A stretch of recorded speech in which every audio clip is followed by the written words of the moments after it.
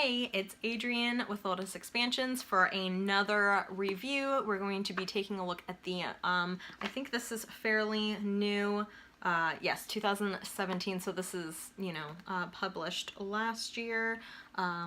Black Moon Astrology cards. I have been looking for an astrology deck for quite a while that I would really like, so I am excited to have this and to show it to you guys. So here is the Black Moon Astrology cards. This is kind of like that very high gloss kind of feel to it, and I'm not sure what that is exactly for, but so the guidebook here is just pretty normal. It's a good size. It's probably much easier to read. I do like that sometimes when it's much easier to read like that. They're very stuck together. So these are pretty glossy, which I don't typically care for as much in a deck. I don't feel like it does have a better slip to it than some do. But I usually like, these are large cards, so it's better that they're on better cardstock, but I don't know, I kind of don't like the feel of the high gloss. That's just my personal preference, because I don't feel, this has a good slip to it, but it's probably needed with this large of a deck. So the nice thing about this deck is I've already seen one review. I think this is a fairly new deck, but this has all of the planets, and it has the astrology signs, and it also has the houses, and it looks like some of the elements too. So, and then I think there's a few other cards kind of sprinkled in there. So I'm just gonna kind of flip through fairly quickly. They're pretty self-explanatory. The imagery is good. I don't know that I'm in love with the imagery for all of these. And you can see the backing here. I do like that. But I think it's really great. It's definitely one of the better astrology decks that I've seen. So I do like it. It's kind of keeping with that. That must be a trend going on right now with the multiple laid imaging, with a lot of the background symbols, cosmic, and then, you've got the person kind of interlaid in there as well. So now we're into the astrology signs.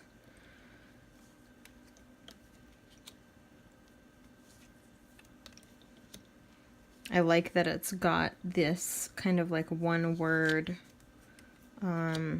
attribution to it. That kind of makes sense with the sign and the planet and things like that. No, I don't think were they for the planet? Yeah, spirit, they did. So that's really great.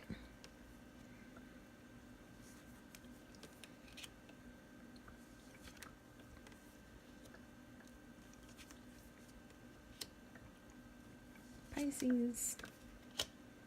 So see, then we have the houses.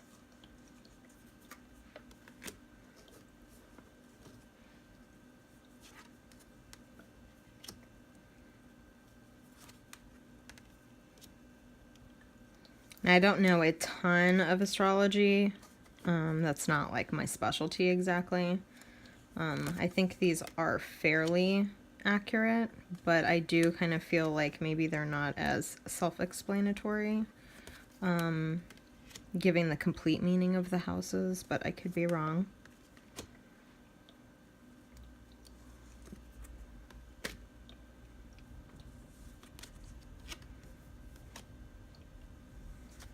I do plan on using this with my astrology book that I have. It's the only astrology book you'll ever need. I find that is an extremely comprehensive resource. I love finding out about, oh, and then we're here in the elements. I love finding out about like the natal chart. I think it's really important to dive into that and understand more than just your sun sign, because the moon sign and a lot of the other planets play a big part into understanding ourselves, which I think is amazing. Solar eclipse.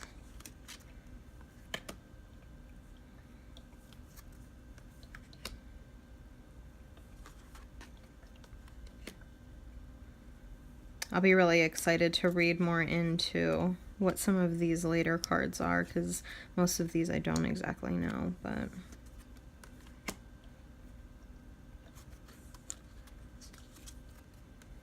Mercury retrograde. So, that's it. I do like the backings on these a lot. I love pretty much anything that's purple. So, that's a good look there.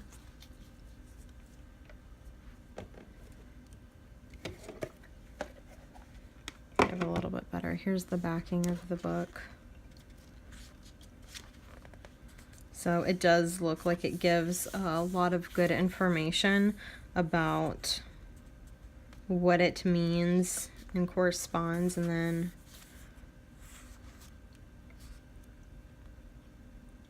looks like it also gives a correspondence to some of these, like the Six of Cups here, for the houses. Does it do that for all of these, Capricorn?